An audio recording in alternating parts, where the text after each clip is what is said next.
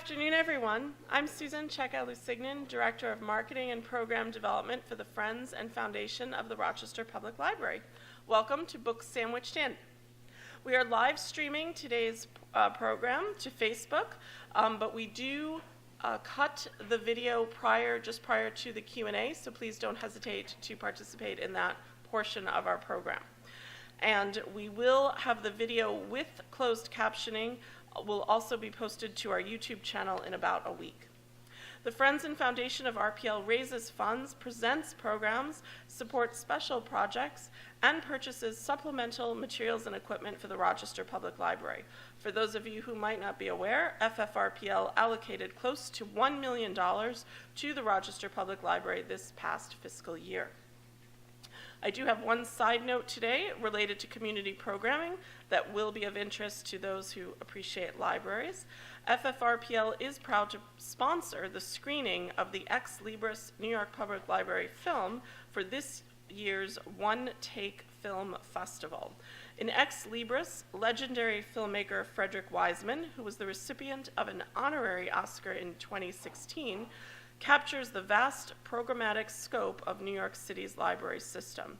The Rochester premiere of the film will take place at the Dryden Theater, 900 East Ave, on Sunday, April 22nd at 2 o'clock in the afternoon, and we invite you to visit the George Eastman Museum's website as well as our Facebook page for more information on that program and premiere.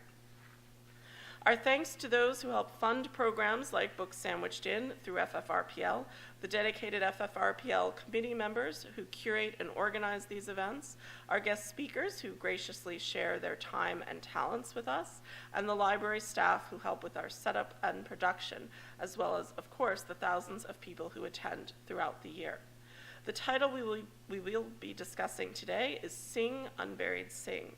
According to the New York Times Book Review, Sing, Unburied, Sing is many things: a road novel, a slender epic of 3 generations and the ghosts that haunt them, and a portrait of what ordinary folk in dire circumstances cleave to, as well as what they, and perhaps we all, are trying to outrun. This powerful novel was the winner of the National Book Award for Fiction in 2017, a New York Times top 10 of that year, a Time Magazine Best Novel of the Year for 2017, a finalist for the Kirkus Prize, and a finalist for the Andrew Carnegie Medal. In addition to the historical events that serve as the novel's backdrop, the book itself became historically significant when the author, Jasmine Ward, became the first woman to receive the National Book Award more than once. Overall, only 17 women have been awarded the Fiction Prize in nearly 70 years. Ward previously won the National Book Award for her 2011 novel, Salvage the Bones, a gripping family saga that takes place in the aftermath of Hurricane Katrina. It was her second published work after her debut, Where the Line Bleeds. She was also awarded a MacArthur Genius Grant. We'll draw a name to receive a complimentary copy of Sing, Unburied, Sing after the Q&A portion of today's program. And our guest reviewer is Jeff Tucker, Associate Professor of English at the University of Rochester. Professor Tucker studies literature as a context for discussions about postmodernism, cultural and identity politics, and racial representation. Please join me in welcoming Professor Tucker to our podium.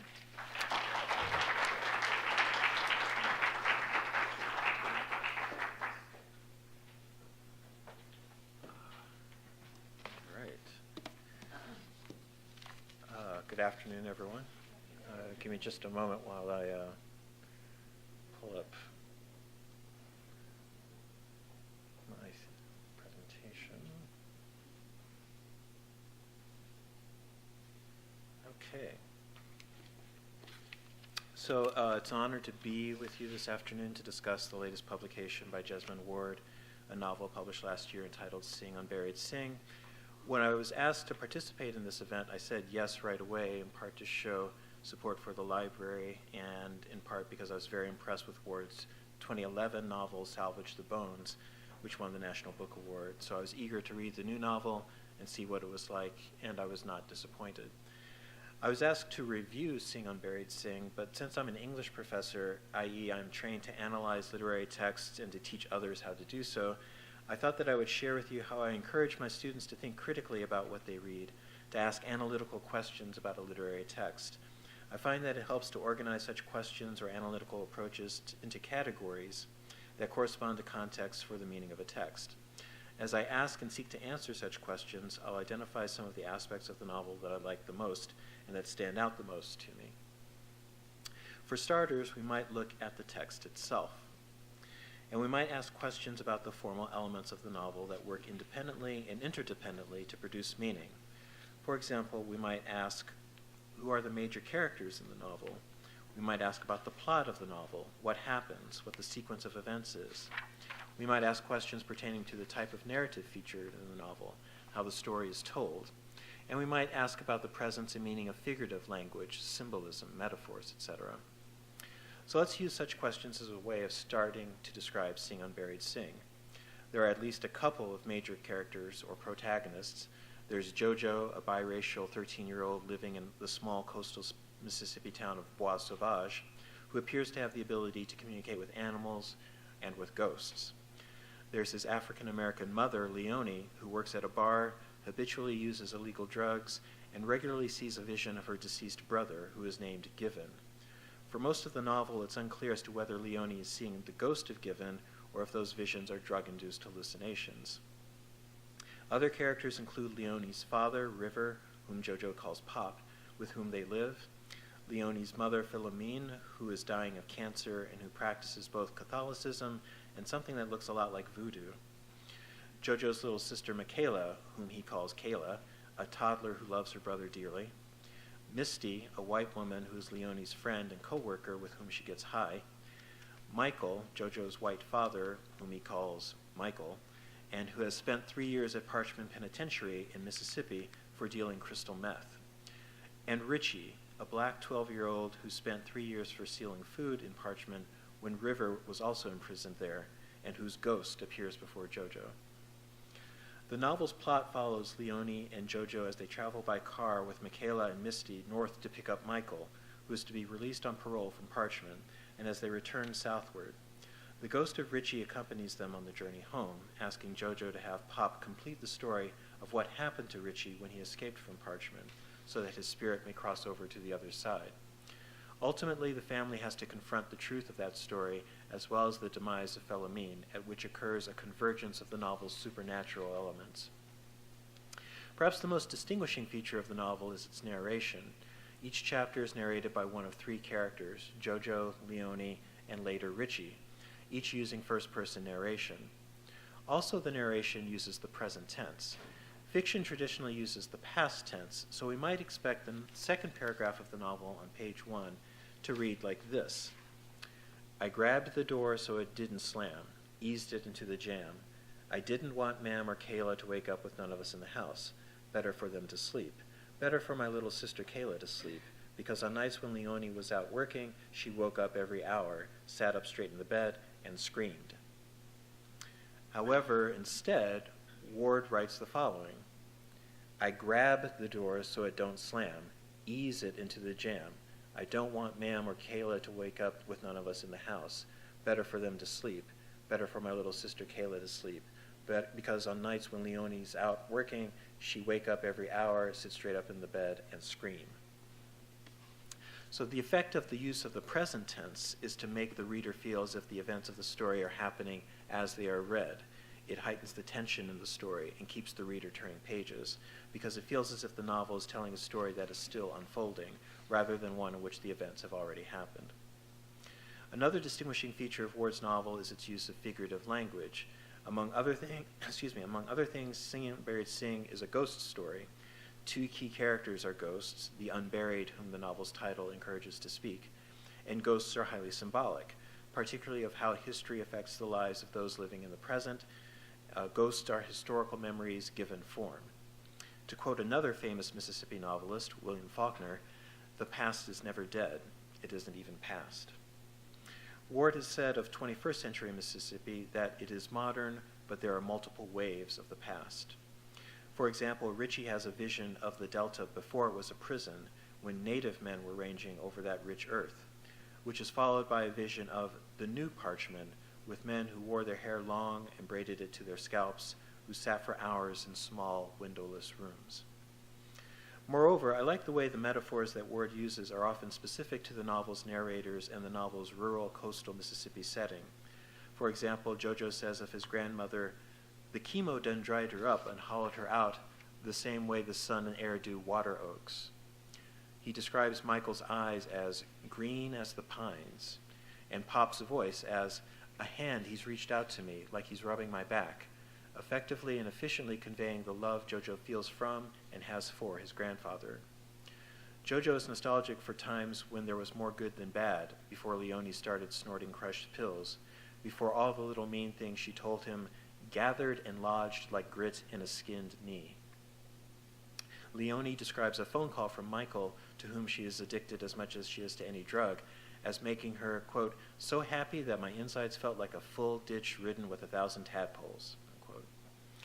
She compares her mother's emaciated body, including the bones from the spoon of her clavicle close and hard under the skin, to a rusted cooking grate over a busted barbecue pit.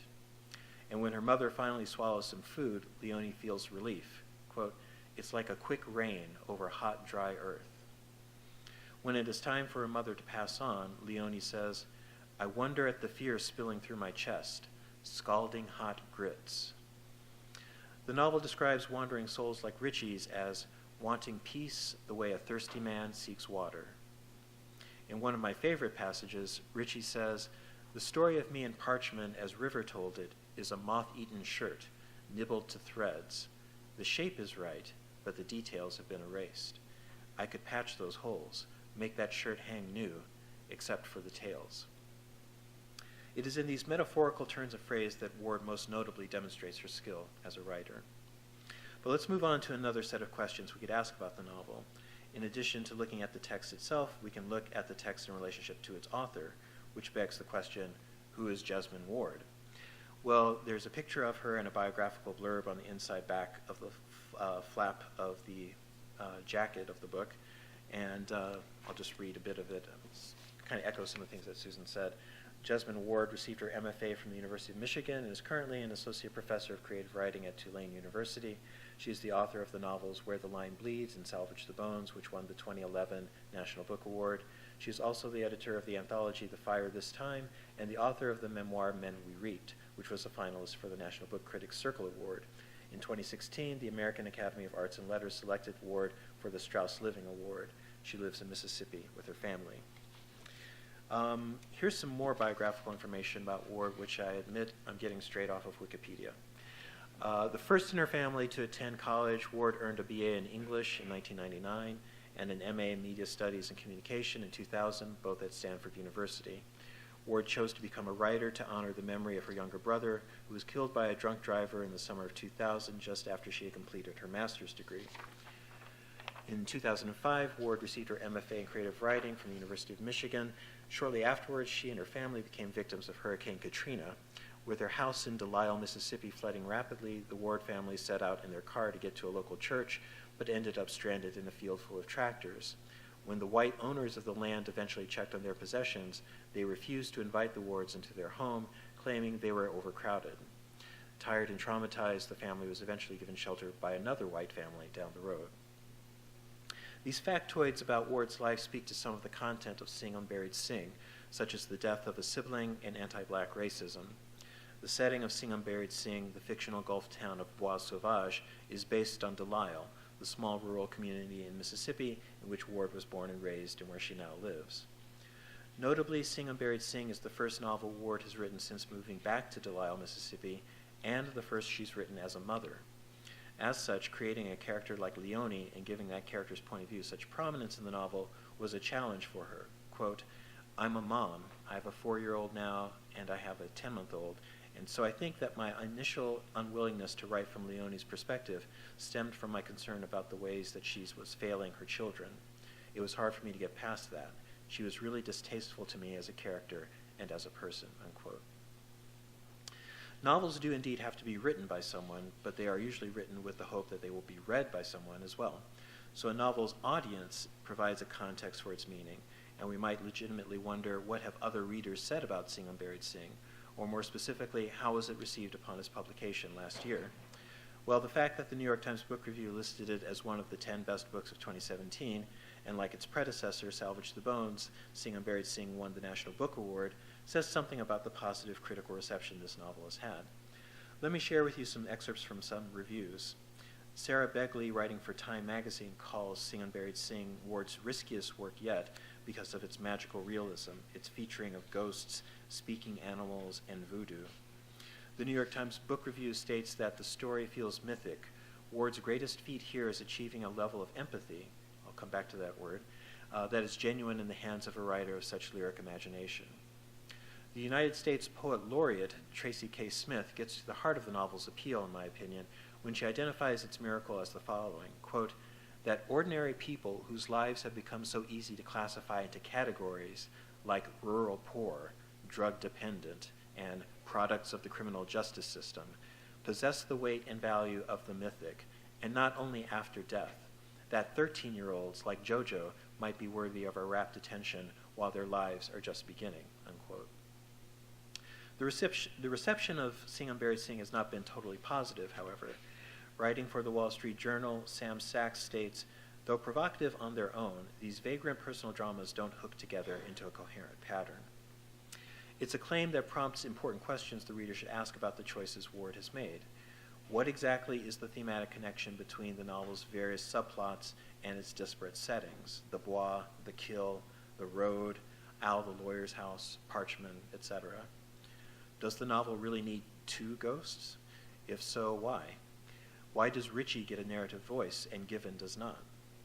Would the novel be even more successful if it gave less attention to some characters like Philomene or Misty and more to others like Michael or River's older brother Stag, whom Philomene calls sick in the head early in the novel but is hardly ever mentioned again? When neophyte writers ask what they should do to become a great writer, experienced writers usually say something about the necessity of writing regularly, and they also tend to recommend reading as much as possible. Writers are readers. Moreover, a literary text responds to those texts that preceded it and is in turn responded to by those that follow it. So we might ask, to what other literary texts does Sing Unburied Sing allude? What kind of intertextual conversations between this novel and other novels can we identify? As I've already suggested, as a Mississippi writer who has created a fictional world in which both Salvage the Bones and Sing Unburied Sing are set, Ward invites comparisons to the owner and proprietor of Yoknapatawpha County, William Faulkner, a standard-bearer of American literary modernism, to whom, Begley's Time magazine review article states, Ward is an heir. Telling a story from multiple points of view is a technique that Faulkner used to remarkable effect in novels such as Absalom, Absalom, and As I Lay Dying, the latter of which, like Sing Unburied Sing, is a story about an odyssey that features a rotation of differing narrator characters for each chapter. Another writer from Mississippi, Richard Wright, a giant of American and African American literature who wrote extensively on how race shapes and racism misshapes the psyches of both African Americans and white Americans, also comes to mind.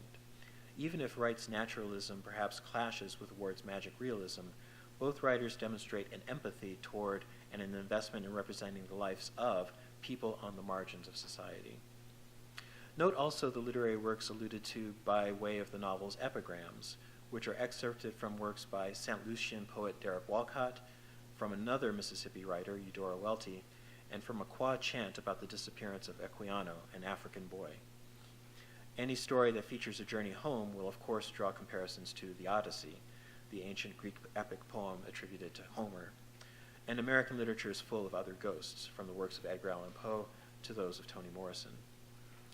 Perhaps the most obvious intertext for Sing Unburied Sing is Ward's previous novel, Salvage the Bones, which is also set in Bois Sauvage. Sing Unburied Sing addresses parenting in general, and Salvage the Bones focuses on motherhood, featuring a female pit bull terrier, alluding to Euripides' Medea, and describing the mother of all hurricanes, Katrina.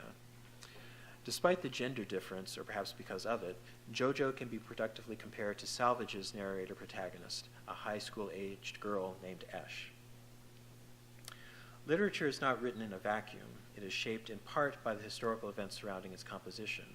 Literary works are historical documents that speak to readers of the times in which they are produced. When H.G. Wells has Martians invade England in 1898's The War of the Worlds, he is putting Britain's imperialist shoe on the other foot. Arthur Miller's The Crucible from 1953 is set during the Salem witch trials of the 17th century, but the play is an allegory for the anti-communist hysteria gripping America in the 1950s that manifested in the actions of the U.S. House Un-American Activities Committee. So we might ask, what is it about our own present historical moment to which Sing Unburied Sing responds?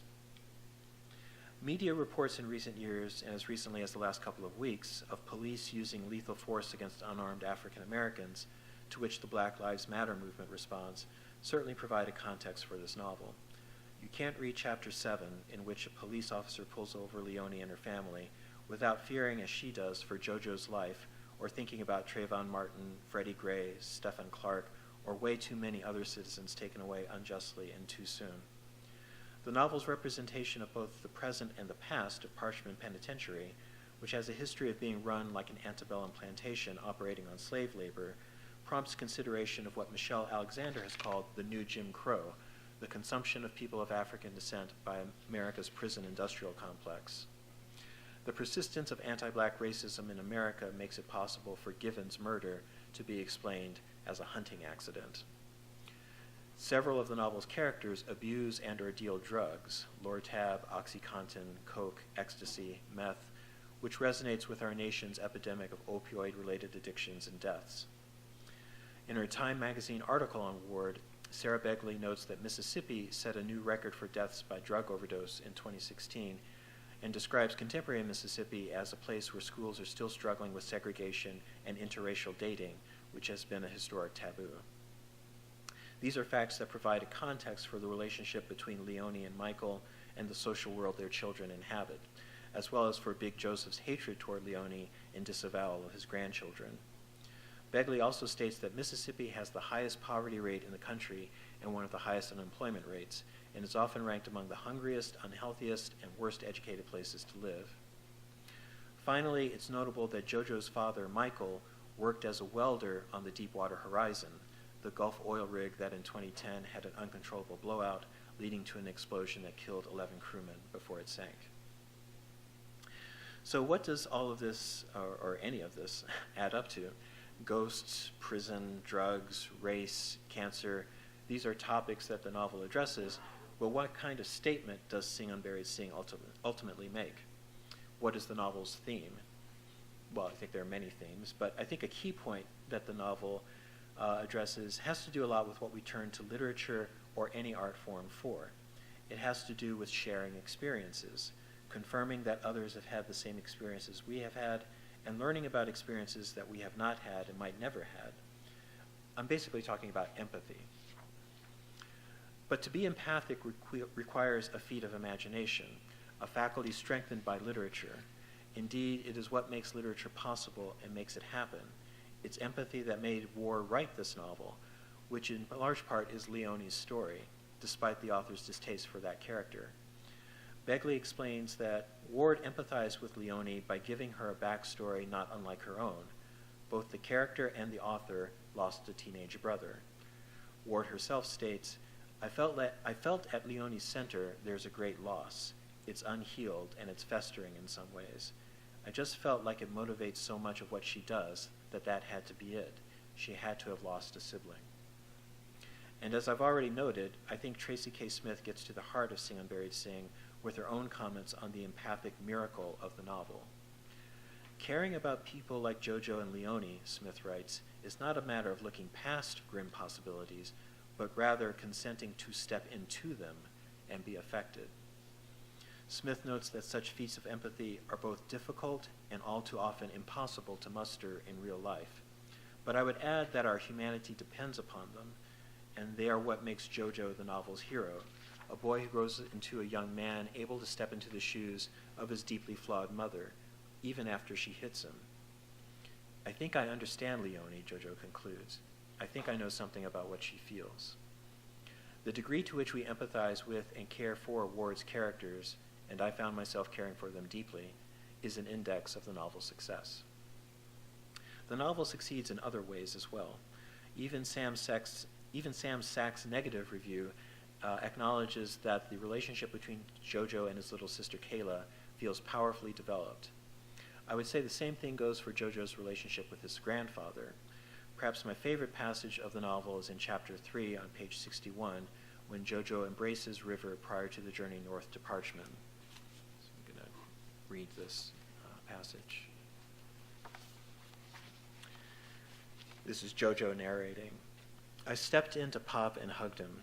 I couldn't remember the last time I had, but it seemed important to do it then, to fold my arms around him and touch my chest to his, to pat him once, twice on his back with my fingertips and let him go.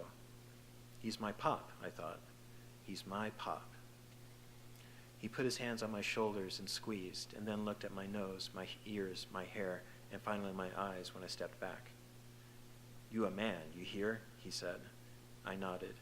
He squeezed again, his eyes on the forgotten shoes I wore, rubbery and silly next to his work boots, the ground worn sandy and grassy thin in the driveway from the beating it took from Leonie's car, the sky bearing down on us all, so all the animals I thought I could understand were quiet, subdued under the gathering spring rain. The only animal I saw in front of me was Pop.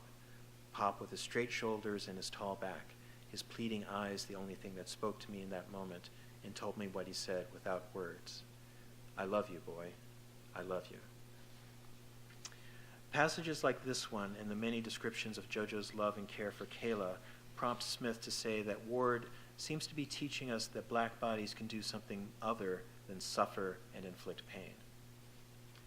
But on the subject of pain and suffering, as soon as Richie appeared, I found myself turning pages more rapidly to get to the revelation of the conclusion of his story and his life, to find out what happened to him, even though I knew it must have been tragic and that it would throw the character of River, who spent time in Parchment with Richie, into a whole new light.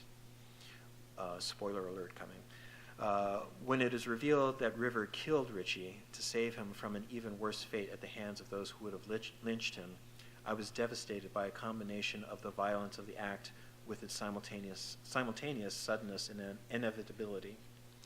Ward also shows some writerly skill by building expectation in the reader that something horrible is going to happen to Kayla on the trip to or from Parchman due to Leonie's neglect, especially after the toddler catches sick. But it is Jojo who comes closest to losing his life, and it may be the closeness of brother and sister that saves it. The passages that follow Leonie swallowing that small white baggie of meth make for the most gripping reading I've encountered in some time. And although Leonie is a candidate for, as Sachs puts it, worst mother ever, I can't help but empathize with her feelings of doubt, failure, and rejection, and that's a tremendous accomplishment, one that is made possible by Ward's decision to make Leonie a narrator. Jojo doesn't understand what it means, Leonie says, to have the first thing you ever done right by your mama be to usher in her gods, to let her go. Which is to say, Leonie plays a role in helping her mother pass away. And that's what she feels is the first right thing she's done by her mother. But other characters do come to understand Leonie as well. When Jojo says that Leonie hates him, Philomene corrects him. No, she love you. She don't know how to show it. And her love for herself and her love for Michael, well, it gets in the way. It confuses her.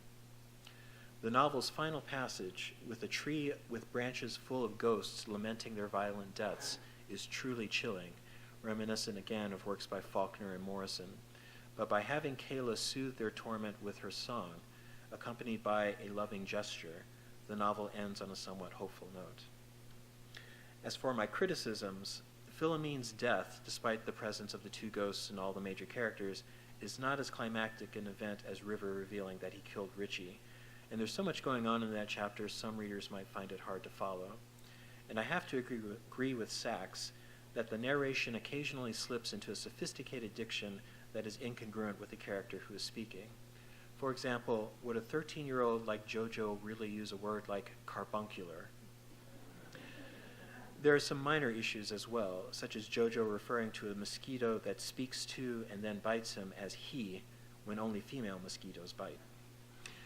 Otherwise, I found Seeing Unburied Sing to be a thoroughly satisfying reading experience, and it's literary work that rewards critical analysis from any of a variety of vantage points.